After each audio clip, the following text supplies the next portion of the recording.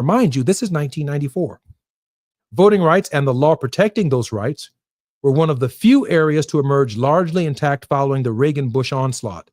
In 1980, remember, Chief Justice Roberts was a clerk for Justice Rehnquist in the 80s, and now he's actually the Chief Justice of the Supreme Court. Intact following the Reagan-Bush onslaught. In 1980, the Supreme Court ruled in City of Mobile versus Bolden that plaintiff in Voting Rights Act cases must first prove intentional discrimination on the part of the state to succeed in Voting Rights Act cases. Congress disagreed with the Supreme Court's ruling in Bolden and in 1982 amended the Voting Rights Act to specifically overrule that decision. In fact, Congress strengthened the Voting Rights Act on a bipartisan basis to make it plain that discrimination against minority voters continued to persist and that the important test was not intent, which is often difficult to prove, but instead was the effect on minority voters. In 1986, the Supreme Court upheld the constitutionality of the 1982 amendments in Thornburg versus Gingles. And it was against this backdrop that state legislatures determined that the Constitution required the majority-minority districts be drawn to avoid violating the law. The Shaw decision has resurrected the intent, this is 1994, questioned by overturning the Voting Rights Act on its head in order to recognize the right of, watch this, white plaintiffs to challenge these districts that were intended in the first place to lead to greater minority representation. I'm Jesse Jackson Jr. I will continue my opining on KBLA Talk 1580 in our final segment here on the Jesse Jackson Jr. Show. While you're stuck in traffic, we can at least bring you up to speed on the news of the day. You're listening to Jesse Jackson Jr. only on KBLA Talk 1580.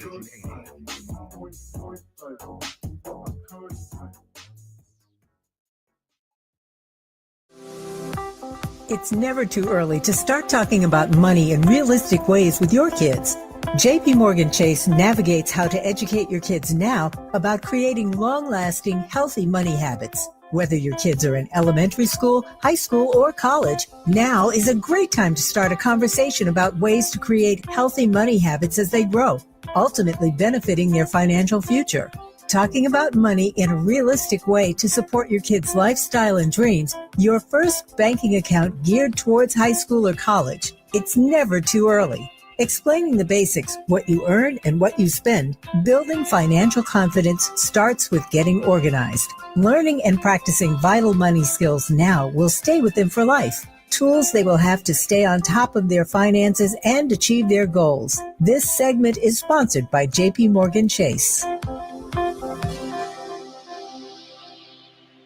Attorney advertising. Prior results do not guarantee future outcomes. Founded in Los Angeles in 1986, litigation powerhouse Quinn Emanuel has deep roots in the Los Angeles community. Since 2007, we have litigated some of the largest fires on the West Coast. We are proud to be the only AmLaw 100 firm in the country to represent wildfire victims, giving affected individuals, families, and businesses the same focus and individualized attention we devote to our Fortune 500 clients. BTI Consulting has repeatedly recognized Quinn Emanuel as among the 4 law firms in-house counsel least likely to oppose in any litigation, and we are often deemed the most feared. And after securing over $80 billion for our clients in various matters firm-wide, we understand why. If you have been affected by the recent wildfires in Altadena and the Palisades and would like to discuss your situation further, please contact wildfire support at QuinnEmanuel.com or call us at 213-443-3050. Quinn Emanuel is proud to sponsor Conversation Live Altadena Rising with James Farr on KBLA Talk 1580. Attorney advertising. Prior results do not guarantee future outcomes.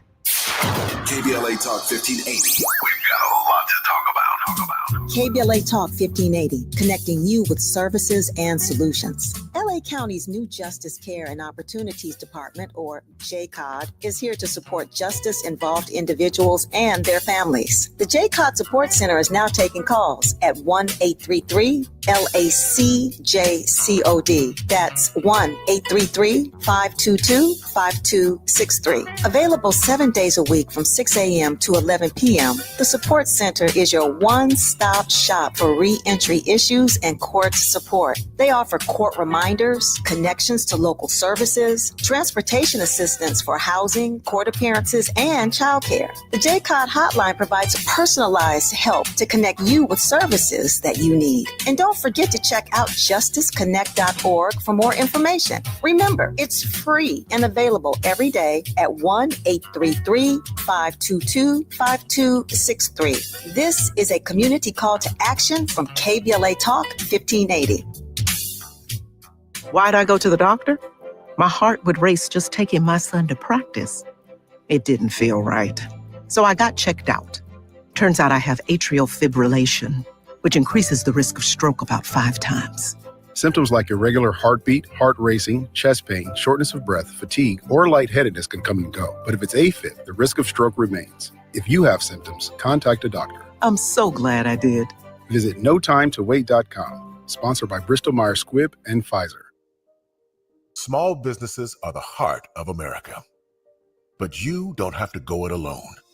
As the nation's largest nonprofit resource of expert business mentoring, SCORE has helped millions of entrepreneurs build their businesses for free. Get the connections, education, and guidance you need with SCORE. We're ready to help. Find a mentor today at score.org. Now back to more of Jesse Jackson Jr. on KBLA Talk 1580.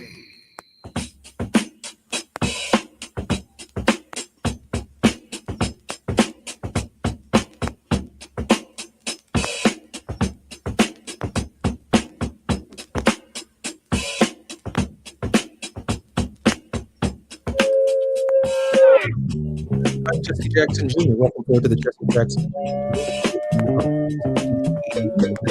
Hour. Liz King, one of our regular contributors here on Tenacious Tuesdays, with none other than the lovely Barbara Arnwine. I look forward to continuing this conversation, but I do want to finish the one I've begun. The Shaw decision, like the City of Richmond versus Croson, the economic set-aside case, ignored the historical fact of racial discrimination in order to give white plaintiffs standing to challenge districts designed to overcome centuries of prior discrimination in political representation. The Fifth Circuit decision in Hayes versus Louisiana, this was 1994, seeks to apply Shaw to answer the questions: is there a compelling state interest in designing congressional districts using race as one of many criteria so that the racial minorities have an equal opportunity of winning and therefore desegregating Congress? At that time, the court in Hayes concluded that Louisiana plan, held by then Representative Cleo Field's 4th Congressional District in particular, was not narrowly tailored to a furthering and compelling interest. As a result of that decision, the very popular Congressman Cleo Fields was drawn out of his congressional district and could not win. He returned to practice of law, and it's not until recently, the last 4 or 6 years, that Congressman Cleo Fields came back to the Congress of the United States. I asked him, why did you come back to Congress, Cleo? He said, I didn't like the way that ended. I didn't want to be one of those historical footnotes who was run out of here because of redistricting, so I came back. Hayes is troubling for a number of reasons. To recognize the standing of white citizens to attack majority-minority districts, the court cites Regents of the University of California versus Bakke, a 1978 case, in addition to Shaw and Croson.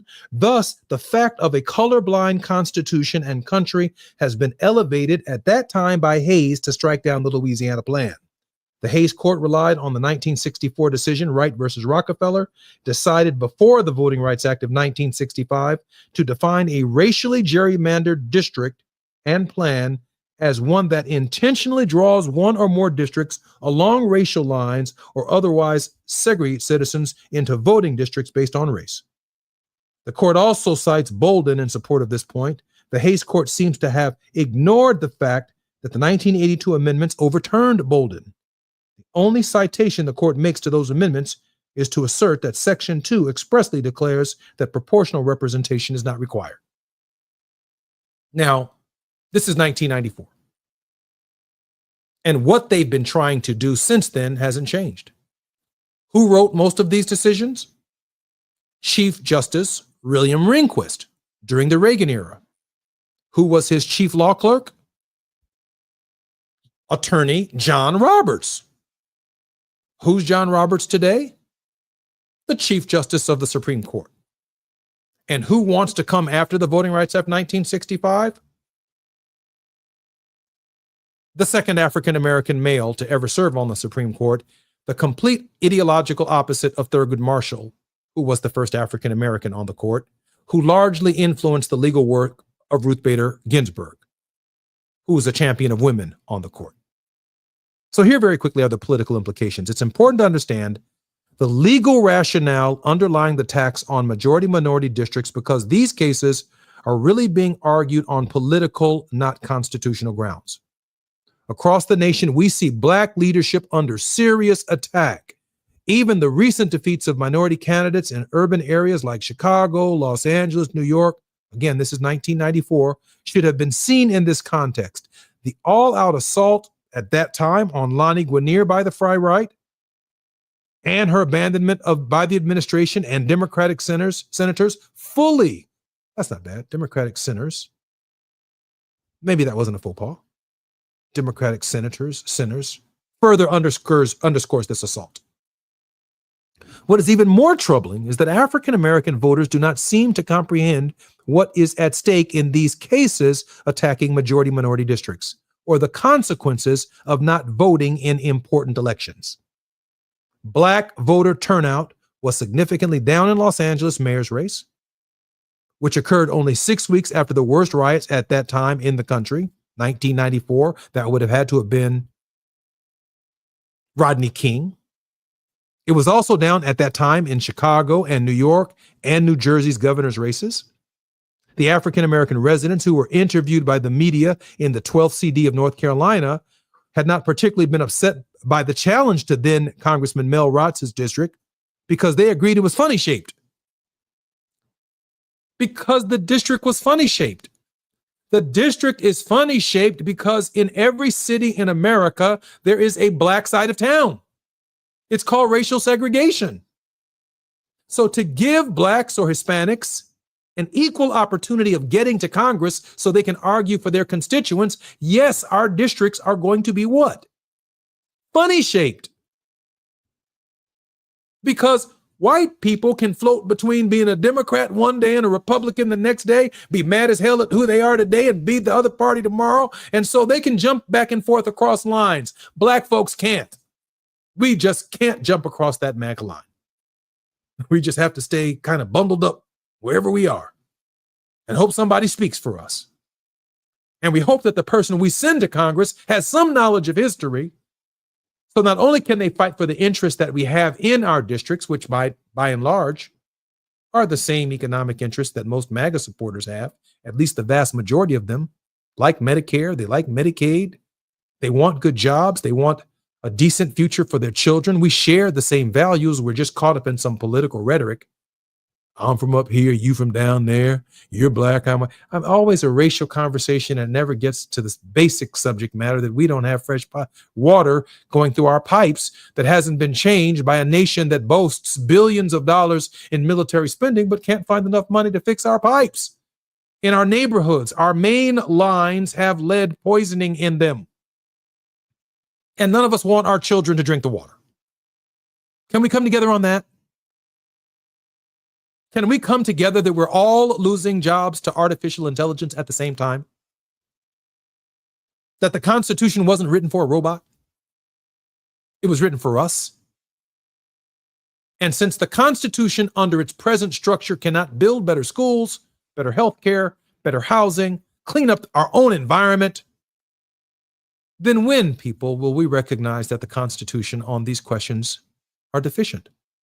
How are you going to build a more perfect union in voting if 50 different states have 50 different qualifications and 3,600 counties have 3,600 different kinds of voting systems and then 20,000 or more cities, villages, and municipalities all have different forms of voting for their local? When are we going to build a more perfect union in voting? In fact, when are we going to add the constitutional right to vote to the Constitution? It started off with only white males voting, and then white males who own land. So even poor white men who did not own land could not vote. And it certainly excluded women. And by definition, it excluded black people until the 15th Amendment, black men. But then the 19th Amendment added black women to the equation. And then the 26th Amendment adds 18-year-olds to the equation. And yet we call ourselves a democracy. Or we say we are losing our democracy under Donald Trump. I just read to you an article I wrote in 1994. We were losing our democracy then. And in that article, I said we weren't paying attention.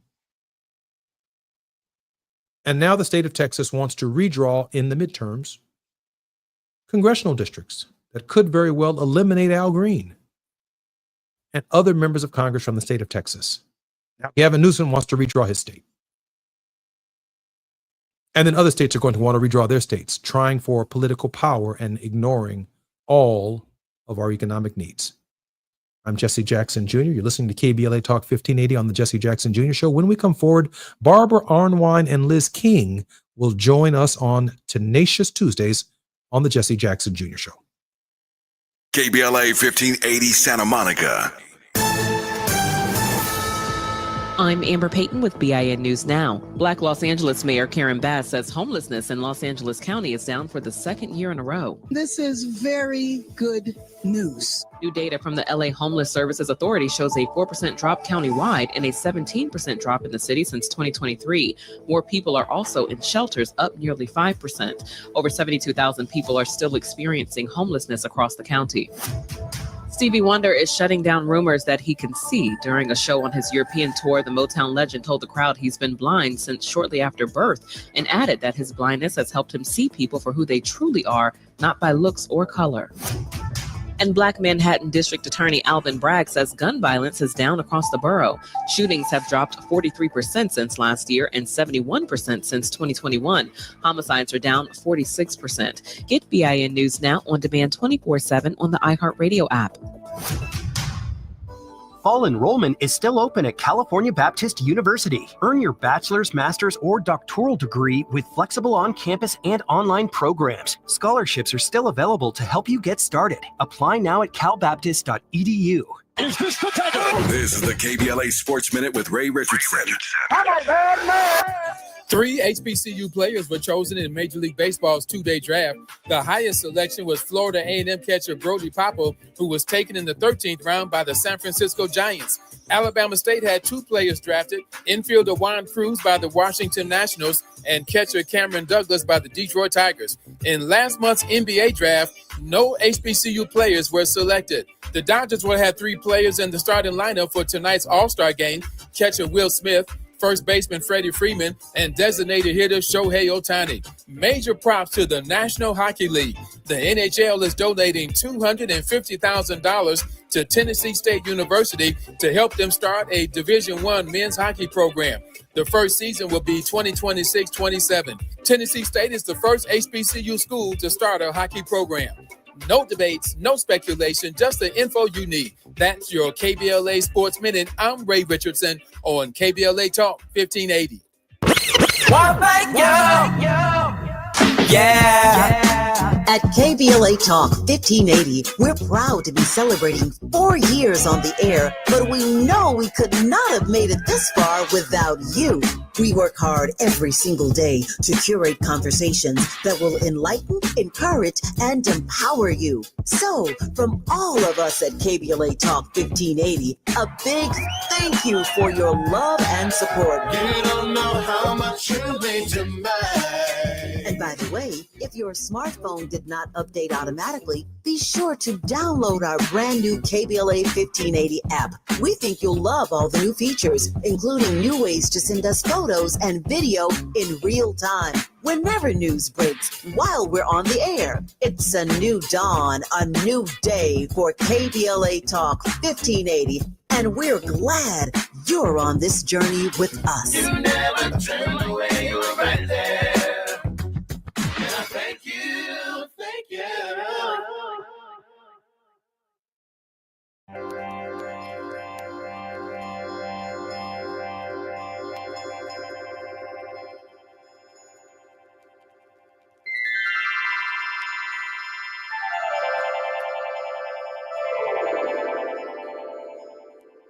I'm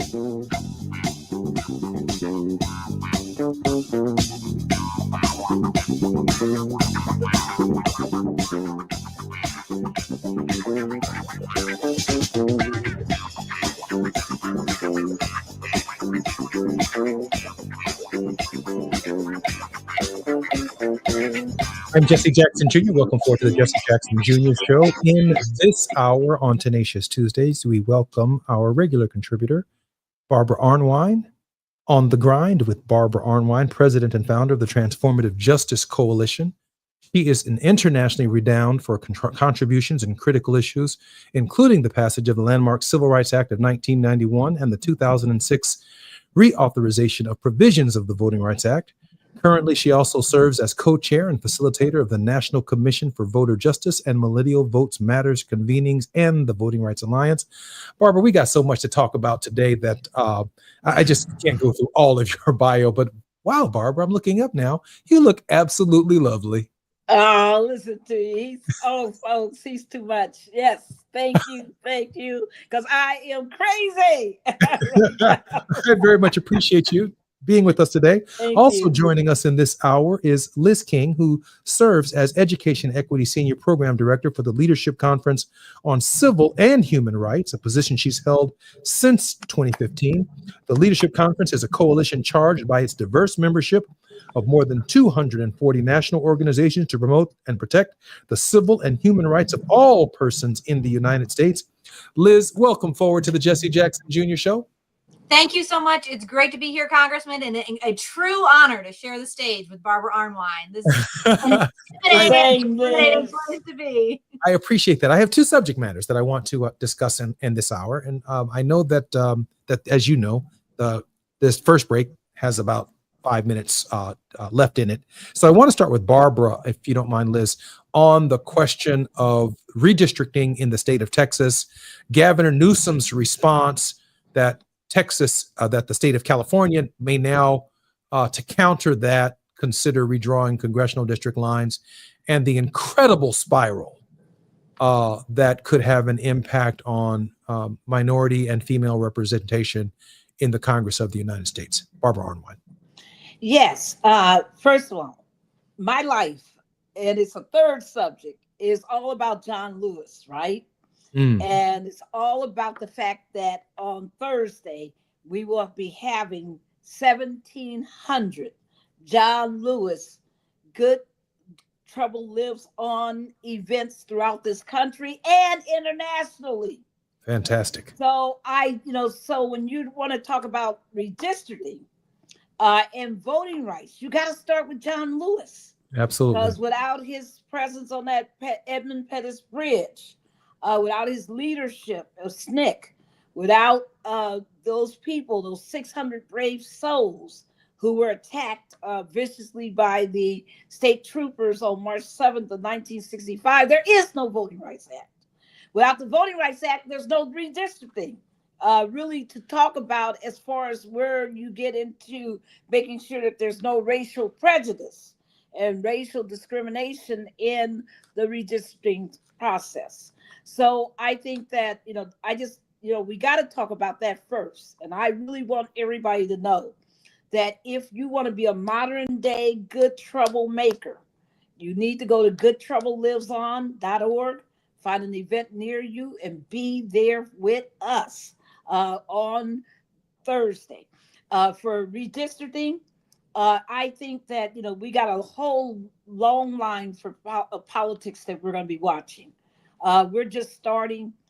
This is, really, really embryonic.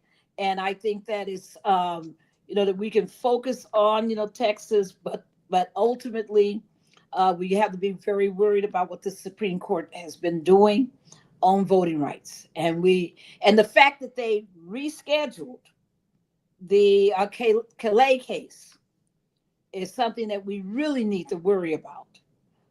Because that is the big case out of Louisiana, and where there was the question about racial discrimination and redistricting, and the fact that they rescheduled it after oral argument had concluded, after all the briefing had been done. makes us really essentially worried, because if the law of the land changes, then all these state manipulations cannot be stopped and cannot be corrected. I just want to take this opportunity to raise an issue with Liz, because when we come forward, we're obviously going to be talking about the Department of Education as well as the Voting Rights Act. Liz, just before the show, I received the article that you sent me. Supreme Court clears the way for Donald Trump administration to massively reduce the size of the Department of Education. We have about 2.5 minutes before we come forward. Liz, share with us some of the consequences and implications of this move by the Supreme Court. Sure. And as Wade Henderson would remind all of us, right, education and voting rights are the twin pillars of the civil rights movement and have been for many, many decades. The Leadership Conference is very, very proud to endorse Good Trouble Lives On and want everybody in the streets on Thursday. This is a time to be heard. And one of the things we need to be heard about is what Justice Sotomayor and what Justice Jackson are telling us about what the Supreme Court is doing and what they have done most recently. Last night, they allowed the destruction of the Department of Education to proceed. And I look forward to talking to you a lot more about what this means. But we know one of the ways we push back is to show up on Thursday. We're all going to go to goodtroubleliveson.org. We're going to sign up to join 3 events on Thursday. We are going to be everywhere. We are going to be seen and we are going to be heard. And I am really excited to talk with you today, Congressman, about what's going on in education, what's going on in voting rights, and how we can all work together to be heard and advance civil and human rights in this very, very difficult moment.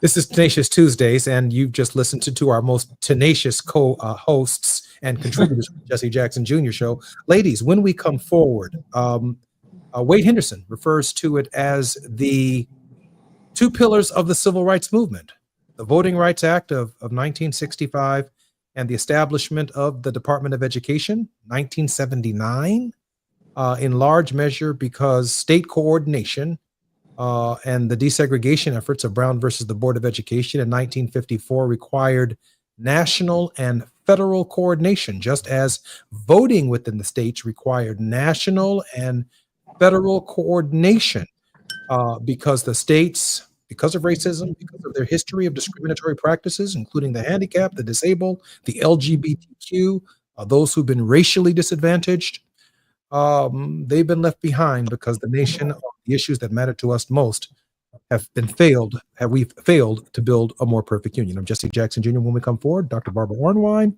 and Liz King.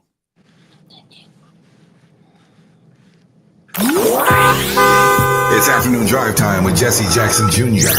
Only on KBLA Talk 1580.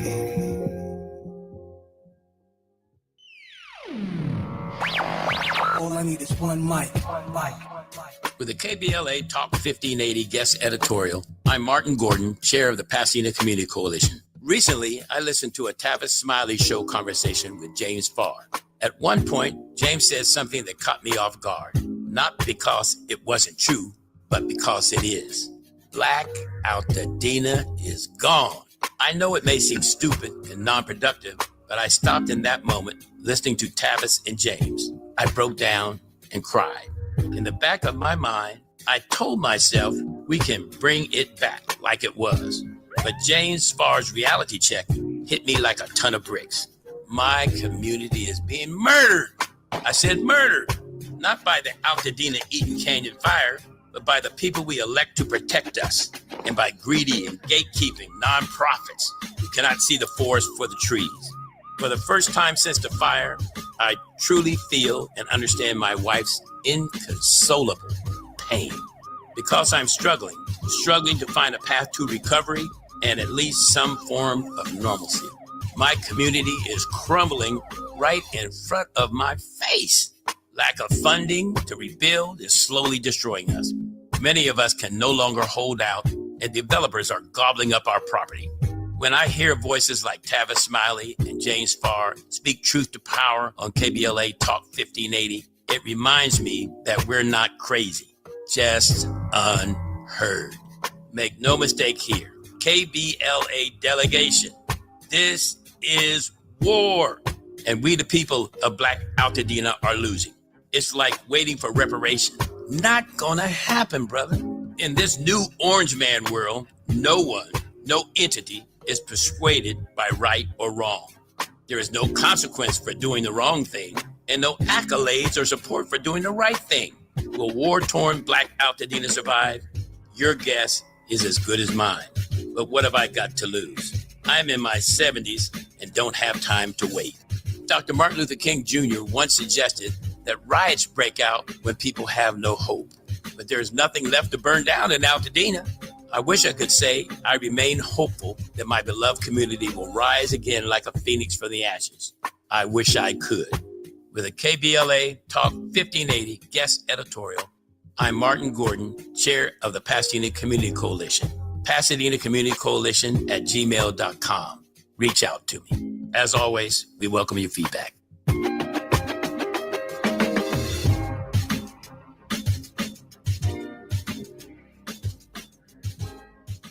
Small businesses are the heart of America. But you don't have to go it alone. As the nation's largest nonprofit resource of expert business mentoring, SCORE has helped millions of entrepreneurs build their businesses for free. Get the connections, education, and guidance you need with SCORE. We're ready to help. Find a mentor today at score.org. Now back to more of Jesse Jackson Jr. on KBLA Talk 1580.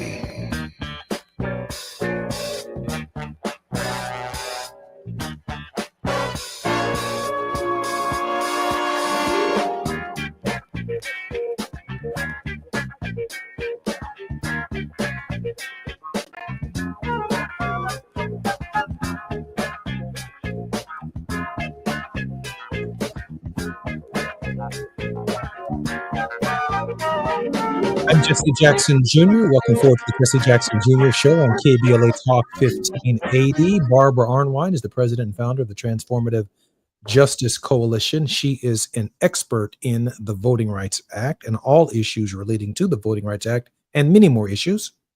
Liz King is our guest in this hour, also serves as Education Equity Senior Program Director for the Leadership Conference on Civil and Human Rights. She's on our program to talk about the Supreme Court as it now clears way for Donald Trump to massively reduce the size of the Department of Education.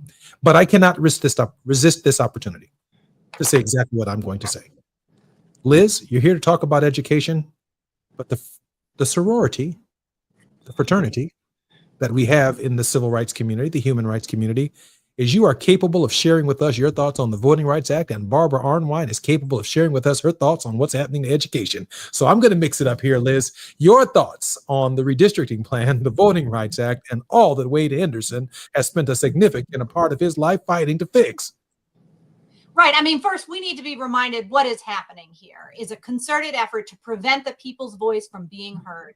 They are working as hard as they can in every way that they can to stop us from being heard. And you're going to hear Ms. Arnwine and I both on the same message about Thursday. We need to see everybody. If there's not an event near you, what do you need to do? You go start an event. You need to create an event in your community. So that's what we're all going to be doing here. But we know the hijinks in Texas are about suppressing the right to vote. We know the hijinks at the Supreme Court are about suppressing the right to vote, reducing the likelihood that we will be heard. And what we're seeing here, you know, what's happening in education right now, this is an effort to try and prevent the next Justice Sonia Sotomayor, who we know is a brilliant little 7-year-old in one of our schools right now, and they're trying to take her education away so she can't be the next Justice Sotomayor. And they're trying to take away the next Justice Ketanji Brown Jackson, who we know is an 11-year-old who gets in trouble for speaking her mind too often in her class, right? And they're trying to take their education away because they know the potential of these children. And this is what is happening. They're trying to silence us. They're trying to take away our voice in whatever way they can. They're trying to prevent our opportunity to flourish and develop this country into the multiracial democracy that we all deserve. That's what's going on here. And I just want to come back, Congressman. You talked about this is a federal constitution. Every person in this country is protected by a federal constitution. And so when these localities try and take away the right to vote guaranteed to us by this federal constitution, it is the responsibility of our federal government to intervene. Just like When these local governments try to take away our right to vote, it is the responsibility of the federal government to intervene.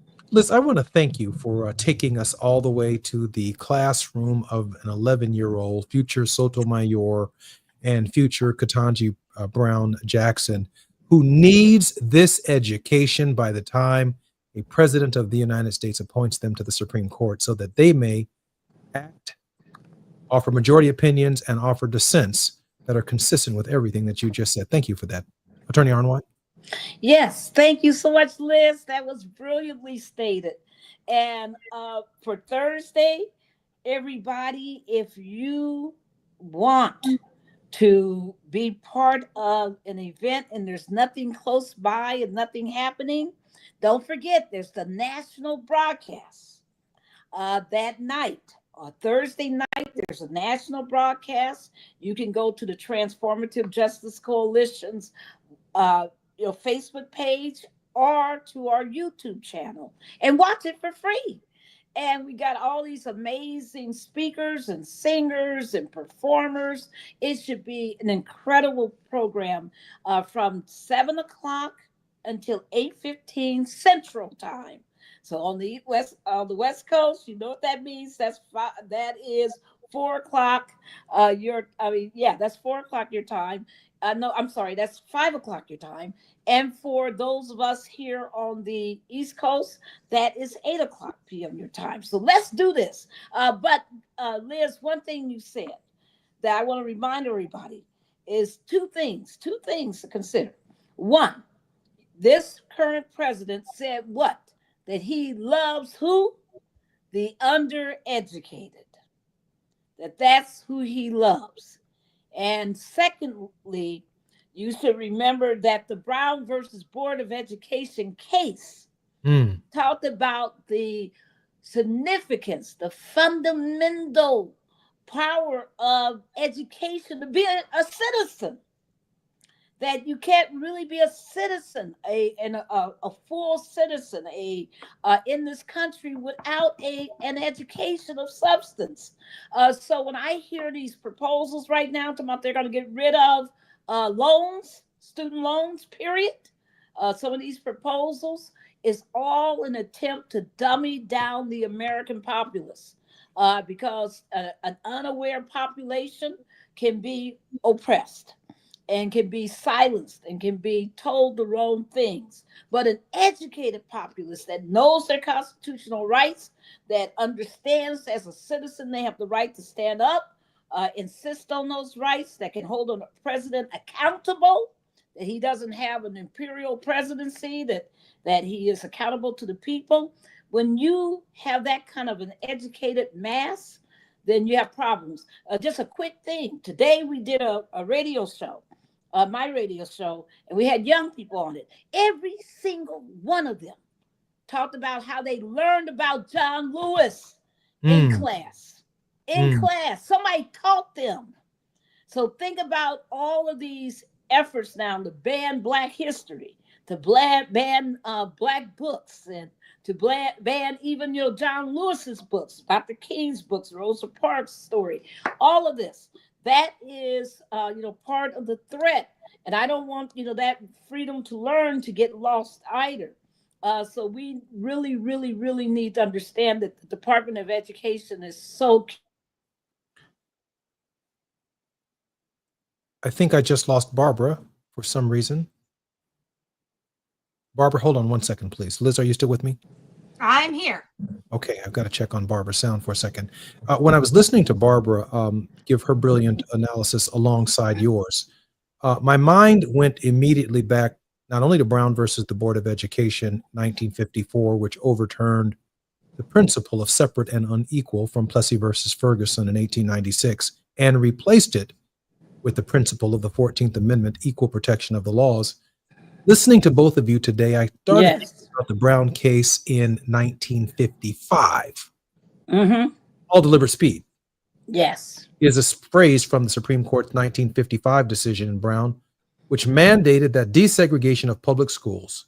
It directed lower courts to ensure desegregation with all deliberate speed, meaning as quickly as possible, while still considering practicalities and potential challenges. However, the phrase's vagueness allowed for delays and resistance, hindering the immediate and complete integration of schools. It really feels like all deliberate speed has occurred in 6 months through the Trump administration in the opposite direction of the Supreme Court in 1954 and 55. Liz? I mean, look, if and when we get to the other end of this nightmare, and we are in a position to hold accountable a president who has at least a nominal commitment to our Constitution and our rights, we're going to be holding that president accountable to change on the pace and the scale that we have seen. Now, that's justice-minded change, that's constitutional change, Love that is that. pro-democracy change. I But love we have that. change can come quickly. Change can come quickly. So we are tired of all deliberate speed. And we have every expectation that our leaders will create justice, create the beloved community. Thank you so much, Ms. Arnwine, for bringing John Lewis's spirit into this conversation. We're going to build the beloved community, and we're going to build it fast. We're going to move faster than all that deliberate speed that they've been talking about. And I think, one of the things you're talking about the Brown decision in 1954. One of the things that we had to advance that change, that equal opportunity in education, was the regional offices in the Office for Civil Rights. And the regional offices and the Office for Civil Rights were there to go show up at that school district and say, you are not complying with the Civil Rights Act. You are not complying with Brown v. Board of Education. That was the job of those regional offices. And this president and this Secretary of Education closed half of those regional offices. And what the Supreme Court did last night was allow that process to move forward. It is indefensible. It is an outrage. And this is why we need to speak out. We need to use our voice. We need to use our vote. We need to tell everybody about what's going on and let our people, let our leaders know we will not accept this. We will not accept injustice at this speed when we have waited for too long. When we have waited for too long for equal opportunity, when we have waited for too long for fairness and a fair chance. Liz, let me Liz, I wish you had a microphone in 1963, right after Martin Luther King Jr. with that. Barbara, Liz raises a really, really interesting point about our expectations of a Democratic nominee or someone who represents our interests in 2028 moving as fast to rebuild the Department of Education as quickly as Donald Trump, along with the Supreme Court's help, to dismantle the Department of Education. What does a rebuilt Department of Education, a Department of Justice that enforces the Voting Rights Act, what does that look like?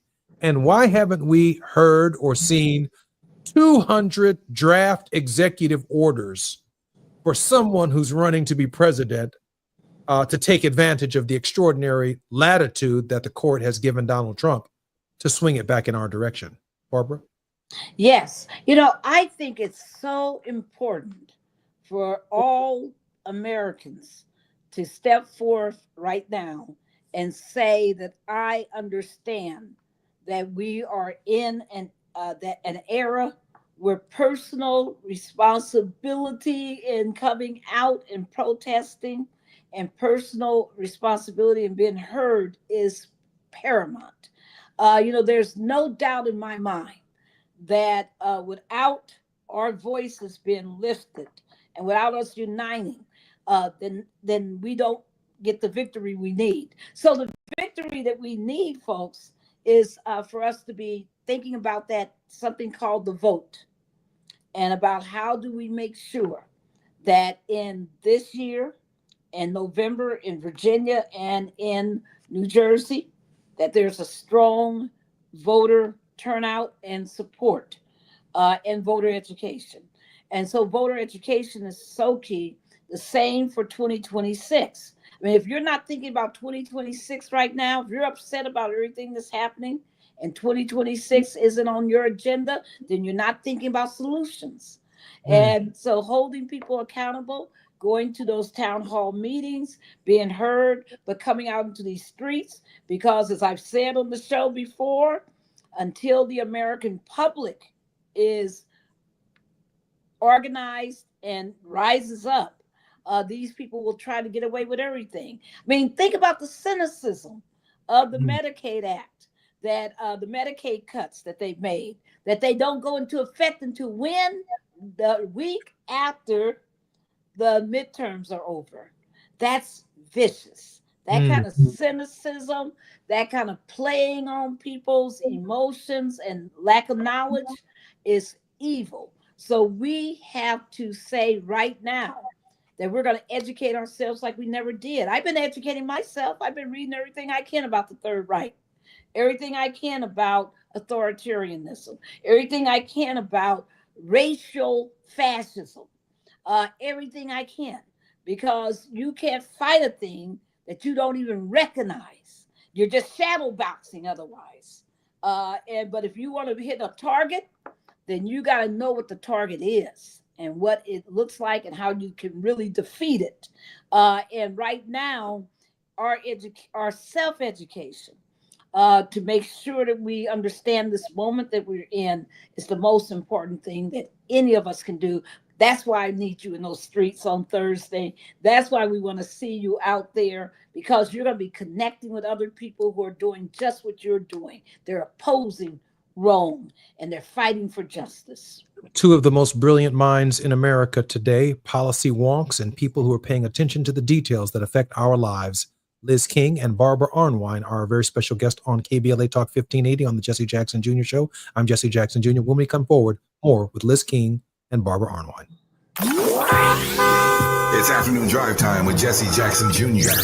Only on KBLA Talk 1580.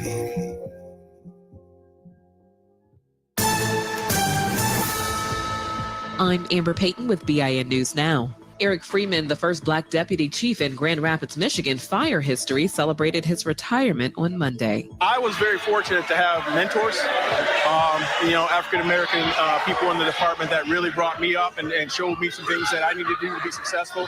He joined in 1991 and rose through every rank. Atlanta Airport Chief Ricky Smith says his focus is improving the passenger experience, not just efficiency. He's pushing for shorter wait times at restaurants, baggage claim, and restrooms. Smith was hired by Black Mayor Andre Dickens earlier this year. And Illinois is joining 24 other states in suing the Trump administration over a $7 billion freeze in education grants. Black Attorney General Kwame Raoul says the move violates federal law and the Constitution. The group wants the freeze declared unlawful before school starts. Get BIN News Now on demand 24/7 on the iHeartRadio app. Fall enrollment is still open at California Baptist University. Earn your bachelor's, master's, or doctoral degree with flexible on-campus and online programs. Scholarships are still available to help you get started. Apply now at calbaptist.edu. Is this the time? This is the KBLA Sports Minute with Ray Richardson. 3 HBCU players were chosen in Major League Baseball's two-day draft. The highest selection was Florida A&M catcher Brody Papa, who was taken in the 13th round by the San Francisco Giants. Alabama State had 2 players drafted, infielder Juan Cruz by the Washington Nationals and catcher Cameron Douglas by the Detroit Tigers. In last month's NBA draft, no HBCU players were selected. The Dodgers will have 3 players in the starting lineup for tonight's All-Star game: catcher Will Smith, first baseman Freddie Freeman, and designated hitter Shohei Ohtani. Major props to the National Hockey League. The NHL is donating $250,000 to Tennessee State University to help them start a Division I men's hockey program. The first season will be 2026-27. Tennessee State is the first HBCU school to start a hockey program. No debates, no speculation, just the info you need. That's your KBLA Sports Minute. I'm Ray Richardson on KBLA Talk 1580.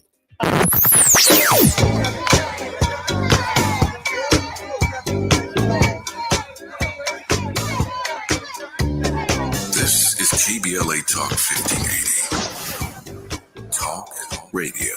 That's music to your ears. We're unapologetically progressive. KBLA Talk 1580. We've got a lot to talk about. Hi, I'm Zoe Williams, a.k.a. the voice of reason, encouraging you to join me weekdays from 7 to 9 p.m. for the world's most intriguing relationship radio roundtable. Every night, I facilitate and encourage our loyal listeners to participate in the most engaging relationship discussions you'll hear anywhere. So make it a point to rendezvous with me, Zoe Williams, the voice of reason, Monday through Friday, 7 to 9 p.m. Pacific Standard Time. Trust me, your relationships will never be the same. The VOR is on fire tonight. Unapologetically progressive. KBLA Talk 1580. We've got your black. Nearly 7 million Americans aged 65 and older are living with Alzheimer's disease, also known as AD, a type of dementia that affects memory, thinking, and behavior, making everyday tasks challenging. But did you know that Black adults aged 65 and older are twice as likely as white adults to develop AD? There are things you can do to help reduce your risk for developing AD. Managing conditions like diabetes and high blood pressure is crucial. Staying physically active, maintaining social connections, eating a healthy diet, and keeping your mind engaged with activities like reading or puzzles can all contribute to brain health. It's also important to recognize some common signs and symptoms of early AD, such as forgetfulness that causes problems with everyday life, asking the same question a few times in a row, and difficulty concentrating on basic tasks. If you see these signs in yourself or a loved one, don't wait. Early diagnosis and intervention are key to managing AD effectively. To learn more about AD and a potential treatment option, visit treatalzearly.com. That's treatalzearly.com. This message is brought to you by AZI. It's a classic odor tale. You fried fish for dinner, cleaned up, but the smell is still in the house. And the neighbors are coming over for game night. They're on their way. And then you spray Febreze Air Mist. Febreze Air starts working instantly to fight even your toughest odors, so you go from fish to fresh like that. Now all you have to worry about is Pam cheating at charades. Breathe happy, Febreze, la la la la la. Lena Bloom for the Bail Project. Imagine you're stuck in a jail cell and you can't afford bail and someone offers you a way out. Just plead guilty and you can go home and kiss your kids goodnight. What do? What thousands have. You plead guilty whether you are or not. Cash bail makes poverty a crime. That's why the Bail Project helps those who can't afford it while fighting to end cash bail. Because freedom should be free. Brought to you by the Ad Council. Do you owe $10,000 or more in credit card debt or personal loans? With credit card debt at all-time highs, Debt Relief Advocates is urgently notifying consumers of debt relief now being made available, designed to aid consumers with out-of-control credit card debt. Those who qualify and enroll for this relief program will only have to pay back a fraction of what they owe. This is not bankruptcy or a debt consolidation loan. This is a relief program that credit card companies would rather you not know about, as it ends your debt nightmare and saves you lots of money. Consumers owing at least $10,000 in credit card debt or personal loans can now take advantage of this debt relief as the cost of living skyrockets. Debt Relief Advocates has established a relief hotline for you to call to learn what debt reduction you may qualify for. For this free information, call 800-433-8909. 800-433-8909. That's 800-433-8909. Or simply visit godra.com. You're listening to Jesse Jackson Jr. on KBLA Talk 1580.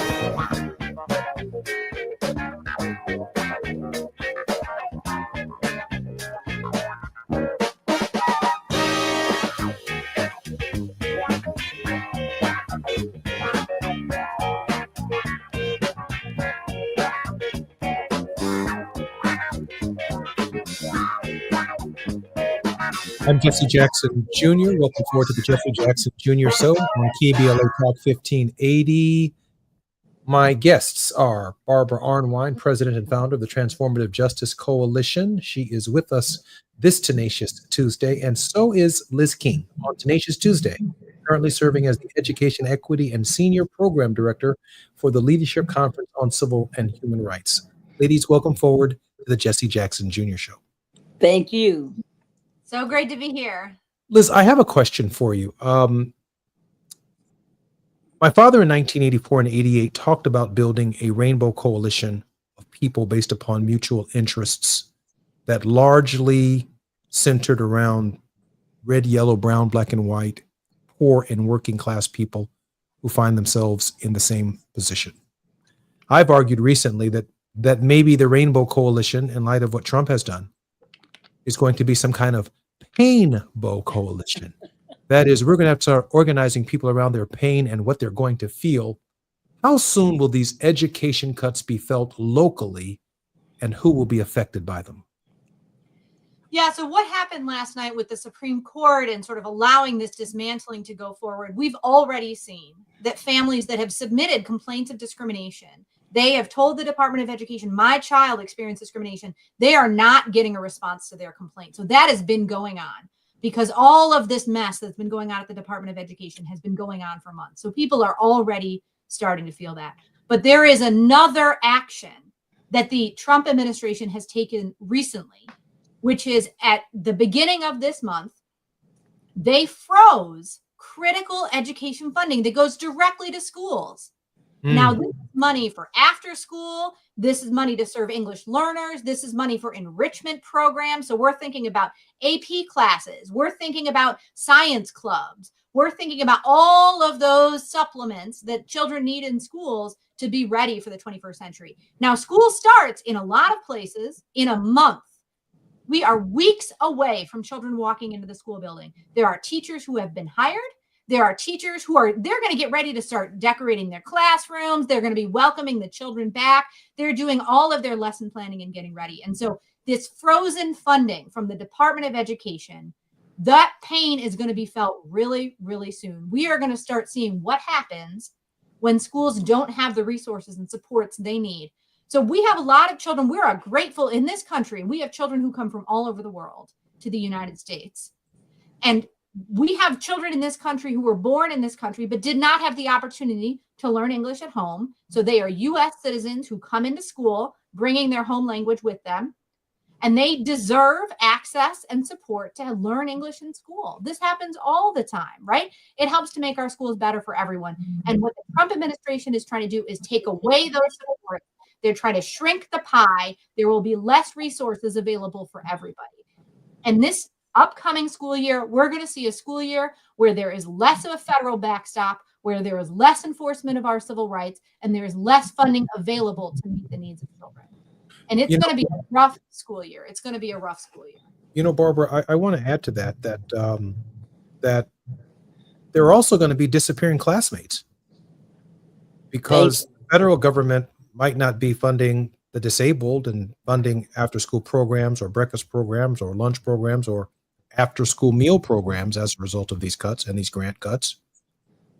But students going to school may also be under the threat that ICE may be on their campuses, taking classmates that they've known for a number of years, disrupting their lives, and creating a traumatic experience for our young people. And so much, Barbara, of that is containable if, in fact, Hakeem Jeffries were the Speaker of the House. And part of that negotiation was a far more civil immigration discourse. Back to your voting, Barbara. Yes. And folks, right now you've been watching on TV this new concentration camp down in Florida in the Everglades. And they got this little, they call themselves being cute by calling it, alligator Alcatraz.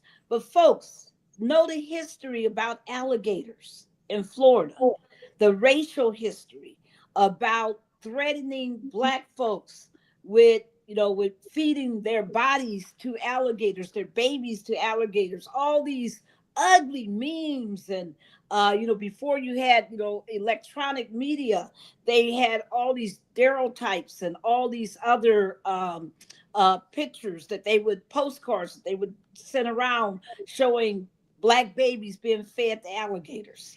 So this is an evil racist mantra that we're dealing with. And what they want to do is have racial division. They want to tell people that the reason why their lives aren't better is because of somebody else, the racial other, who is so, quote, dangerous. But also Trump's lies have caught up with him. He lied when he said that we had millions and millions of criminals, illegal, which is insane language, but undocumented criminals, running around our country, billions and millions. Turns out there aren't, right? So because he's told people and he's got all these expectations that he's going to be deporting all these people, he now has to go and just pick up babies. No, literally they're arresting children, disappearing children, mothers, fathers. They're just hardworking people. People who have never, ever been involved in the law with the law. If you think I'm lying, look at the stats that just came out about this, quote, concentration camp, detention center, quote, in Florida, in the Everglades. It turns out they got 700 people there. Out of that 700 people, 250 of them have never, ever had any engagement with law enforcement. No stop, no detention, no charges, no convictions, nothing. This is just their cynicism. They're filling, these prisons. People, they want to have more of these detention camps, not less. They want to build many more of them, many more concentration camps. It's called When Our System Fails to Create the Jobs that people need. You stop talking about the American dream. You stop investing in education because you don't want educated workers who should be paid well. You want to dummy down everybody. You want to make sure that if you are getting any form of public assistance, that you got to work for free in one of these jobs that somebody who, quote, was undocumented previously held. I mean, there's so much evil in what's happening. And what we got to say is that no. If you look at the stats, the American viewpoints on immigration have just almost reversed. And that's because people are seeing their neighbors being arrested. They're seeing good people being arrested. And all of a sudden they're going, oh, wait a minute. These arrests aren't making my paycheck go any better. These arrests haven't had any impact on my life, positively. In fact, it's hurting me because I'm missing people who were good neighbors, good people. And so folks all of a sudden are realizing that they got caught up. They got caught up in the mania of the moment. We have to be better than that. That's why education is so key. Barbara. And that's why we got to invest in it. I'm sorry. Let me just say this. I know we'll talk about this when we come forward. I've even heard of some elections in the state of Florida that are being canceled or postponed until later next year, which I find very, very troubling. I'm Jesse Jackson Jr. My very special guests in this last hour, in this final segment, is Liz King and attorney Barbara Armwine when we come forward. While you're stuck in traffic, we can at least bring you up to speed on the news of the day. You're listening to Jesse Jackson Jr. only on KBLA Talk 1580.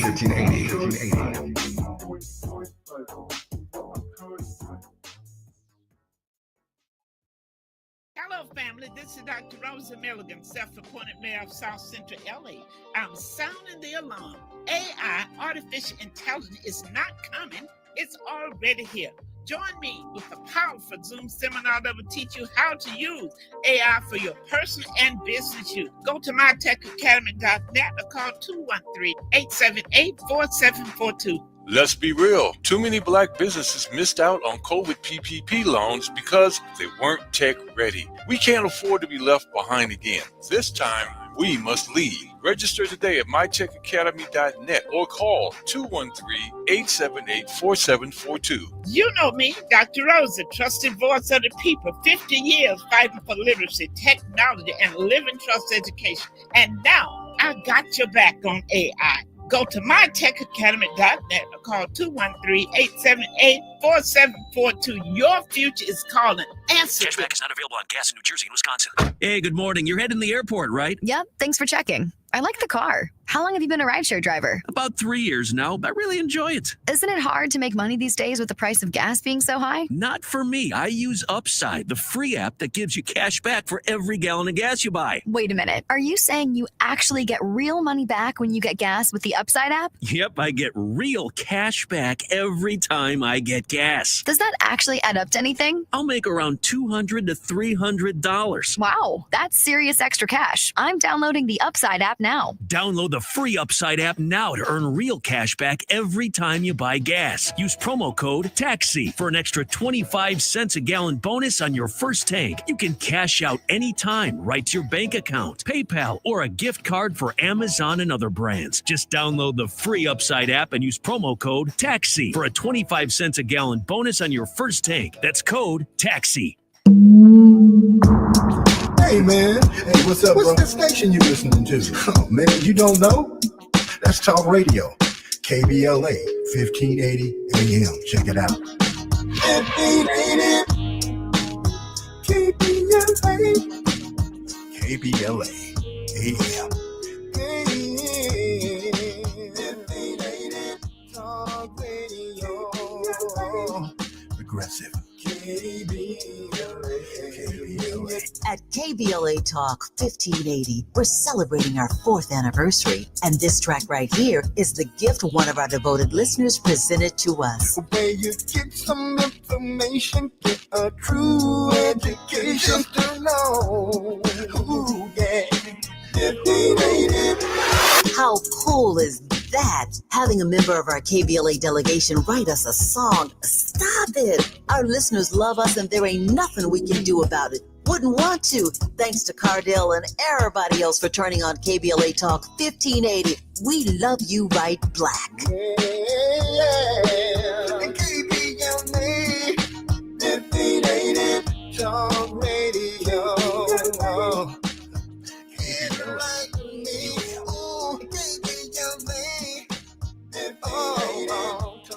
Radio. Progressive. KBLA.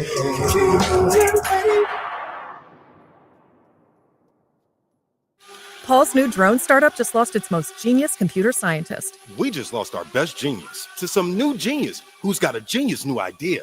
I'm going to have to find a new genius or 2 half geniuses and fast. He needs a computer scientist that can keep his startup from falling down. I need Indeed. Indeed you do. When you sponsor a job on Indeed, it's easier for talented candidates to find it, which makes it easier for you to hire them. Visit Indeed.com/credit and get $75 towards your first sponsored job. Terms and conditions apply. Now back to more of Jesse Jackson Jr. on KBLA Talk 1580.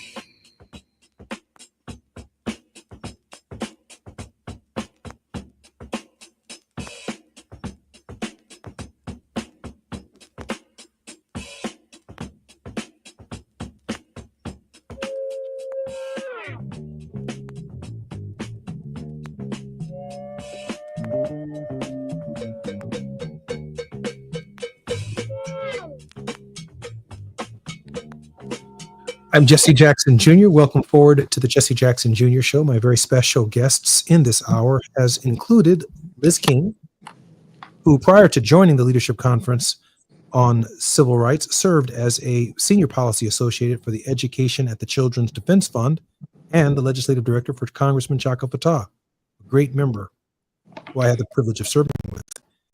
Liz King began her education career as a middle school teacher in South Philadelphia and holds a BA in government and religion from Wesleyan University and an MS in elementary education from St. Joseph's University. In a real sense, Liz, you too are a minister of sorts, given your dedication to young people, to students, and now as a senior policy advocate for stronger, equal, high-quality education across this country. Kudos to you for that. I do have a question for you, but I want to once again reintroduce Barbara Arnwine from the Transformative Justice Coalition on Tenacious Tuesdays. She has led the efforts for the passage of the landmark Civil Rights Act of 1991 and the 2006 reauthorization provisions of the Voting Rights Act of 2006. Barbara and Liz, welcome forward to the show. I want to talk about intersectionality because this is our final segment, so maybe we can find some in the intersectionality. Liz, I need you to say something about our focus on all of the high office, from the White House to the Congress of the United States to the Senate of the United States, but it comes together at the school board. It comes together at voting for your own children and for your own neighborhood and the after-school programs. in local jurisdictions. Everybody wants to be on TV. I get it. Everybody wants to be on C-SPAN.